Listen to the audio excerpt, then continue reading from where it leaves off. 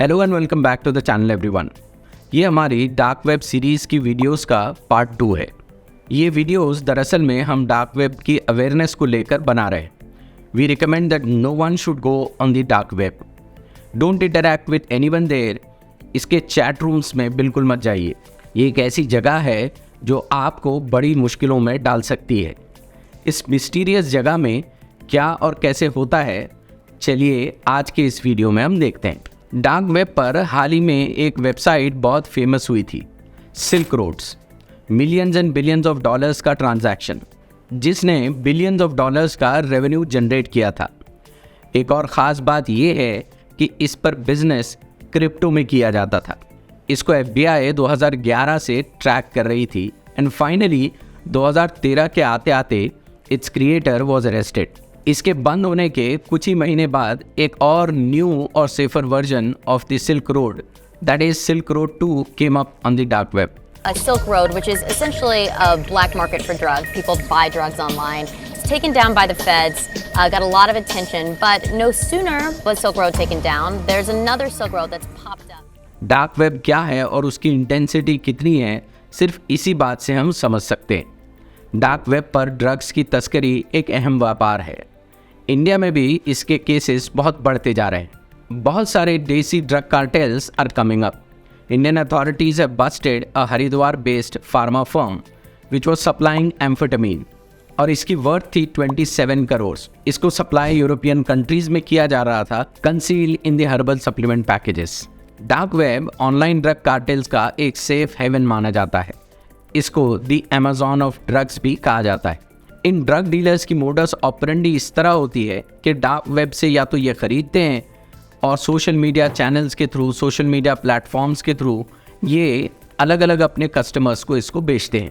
Feb 2022 में एक high profile drug racket का पर्दाफाश हुआ, जिसमें डिफरेंट स्टेट से 22 अरेस्ट हुई। ये डार्क वेब से ड्रग खरीदते और इंडियन कस्टमर्स को टेलीग्राम और दूसरे सोशल मीडिया प्लेटफॉर्म्स के थ्रू सप्लाई करते। ड्रग एडिक्शन और ड्रग से रिलेटेड बहुत सारी चीज़ें डार्क वेब का एक इम्पॉर्टेंट कंजम्पशन है। दूसरी ख़तरनाक चीज़ जो यहाँ पाई जाती है, दैट इज़ पोर्नोग्राफी।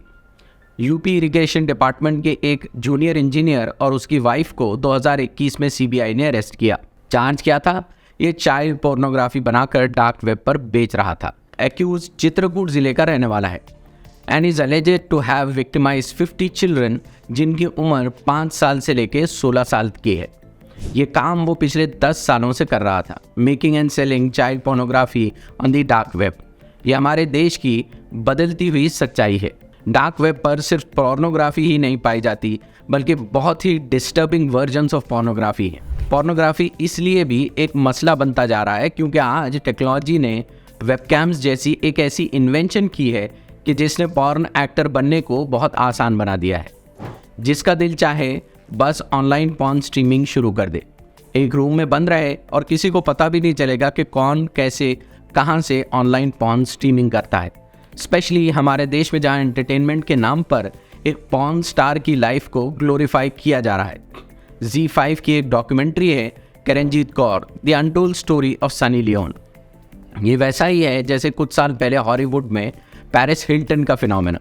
कमेंट करके बताइए दोस्तों कि हमारे घर की 10, 11, 12 या 15 साल की लड़की अगर कोई इसको देखेगी तो उसकी लाइफ का आउटलुक कैसे बनेगा और ये कितना डेंजरस है। प्लेपेन एक वाइडली यूज डार्क वेबसाइट है for the distribution of child pornography. एक समय पर इसके 1 लाख एक्टिव यूजर्स थे। थैंकफुली ये साइट को 2015 में बंद कर दिया गया। चाइल्ड पोर्नोग्राफी, नेक्रोफीलिया और ऐसी बहुत सारी सैडिस्टिक टेंडेंसीज डार्क वेब पर पूरी की जाती हैं। साल 2016 मेलबोर्न में रहने वाले 21 साल के मैथ्यू ग्राहम को पूरे 15 सालों की सज़ा हुई। उसका जुर्म, वो डार्क वेब पर हर्ट टू द कोर नामी एक वेबसाइट चला रहा था। इसमें बच्चों को सेक्सुअली टॉर्चर किया जाता था एंड वीडियोज़ अपलोड की जाती थी। डिस्कशंस होते थे कि टॉर्चर के क्या क्या नए तरीके हो सकते हैं, बॉडी को कैसे ठिकाने लगाया जा सकता है और ऐसी बहुत सारी स्केरी स्टफ। इन टॉर्चर चेम्बर्स को कहा जाता है रेड रूम्स। हाल में रेड रूम्स की कुछ वीडियोस इंटरनेट पर वायरल हुई हैं और इन रेड रूम्स में टॉर्चर को लाइव स्ट्रीम किया जाता है। कुछ लोगों ने अपने एक्सपीरियंसेस शेयर किए हैं, how they accidentally went into the red rooms.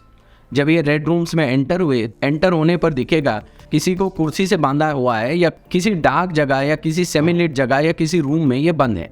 एक मास्क पहना हुआ आदमी या ऐसा आदमी जिसकी आइडेंटिटी बताई नहीं जाती है, वो उसको टॉर्चर कर रहा है। फिर इसकी लाइव स्ट्रीम शुरू होती है और लाइव स्ट्रीम में चैट शुरू होती है, बोली लगाई जाती है। बोली लगाने वाला बताता है कि विक्टिम को कैसे टॉर्चर करें। जिसकी बोली जितनी ज़्यादा लगेगी वैसे उसको टॉर्चर किया जाएगा। किसी ने 1000 बिटकॉइंस की बोली लगाई और फिर रिक्वेस्ट की कि इसके उंगलियां काट दो, उसकी उंगलियां काट दी जाएंगी। फिर कोई और बड़ी बोली लगाएगा और कुछ और टॉर्चर डिमांड करेगा।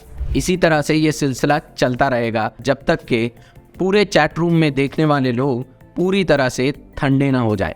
ये बहुत ही डेंजरस और डिस्टर्बिंग परवर्जन्स हैं।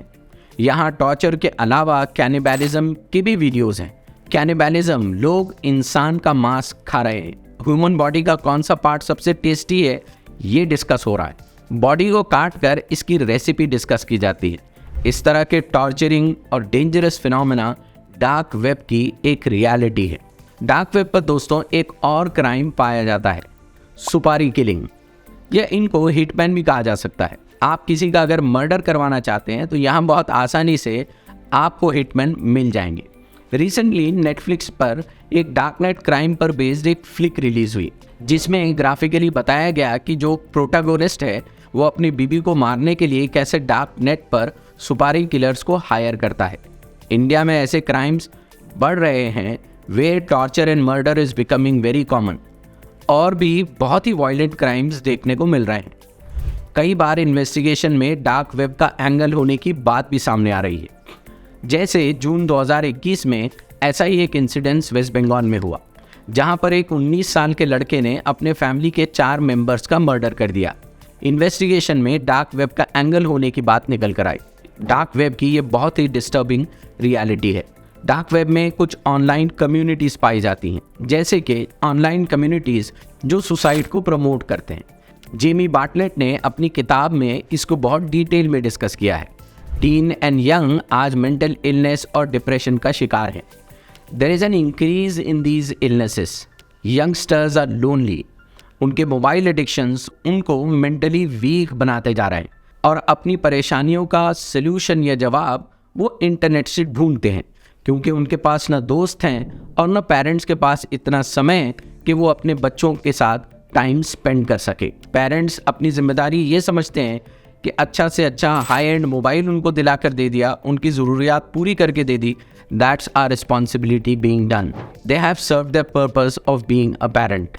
लेकिन जो आज बच्चों को चाहिए वो गैजेट्स नहीं है, बल्कि अपने पेरेंट्स, अपने भाई बहन और अपने दोस्तों का समय है। और जब टीनेज बच्चे या यंगस्टर्स इन परेशानियों का शिकार होते हैं, लोनली हो जाते हैं, तो वो ये सारों के जवाब इंटरनेट पर ढूंढने की कोशिश करते हैं। और many of them unfortunately are landing up on the dark web, जहाँ ऐसी ऑनलाइन कम्युनिटीज़ हैं, ऐसे चैट रूम्स हैं जो न सिर्फ सुसाइड के रीजंस को डिस्कस करते हैं but also the possible methods of killing one self. If we as parents, teachers and elders are not attentive to our youngsters, तो दोष हमारा है। वो किसी बड़ी मुसीबत या एडिक्शन में फंस सकते हैं और इसके रिजल्ट्स हमारे लिए और हमारी फैमिली के लिए बहुत ही डिप्रेसिंग और डिस्टर्बिंग हो सकते हैं। So as parents, as guardians, as teachers, we should not only be aware of this but should also be actively engaged with the youngsters. Comment करके बताइए अगर आप इस बात से सहमत हैं। अब सवाल ये है कि जब ये इतना डिस्टर्बिंग है, इतना ख़राब है और ये डार्क वेब इतना डेंजरस है, तो इस पर बैन क्यों नहीं लग रहा? सवाल का जवाब बहुत आसान है दोस्तों। हमारे फर्स्ट वीडियो में हमने बताया है कि डार्क वेब को क्रिएट किसने किया। डार्क वेब को अमेरिका की डिफेंस एजेंसीज ने बनाया है। और हाँ, एडवर्ड स्नोडेन नाम तो याद ही होगा। होप कि आपको हमारा ये वीडियो पसंद आया है। होप कि आपको ये इन्फॉर्मेटिव लगा हो। If so, do share it with your family and friends. Do subscribe to our channel and press the notification bell icon so that you're notified whenever we come up with a new video. Hope to see you soon in the next video. Till then, thank you very much.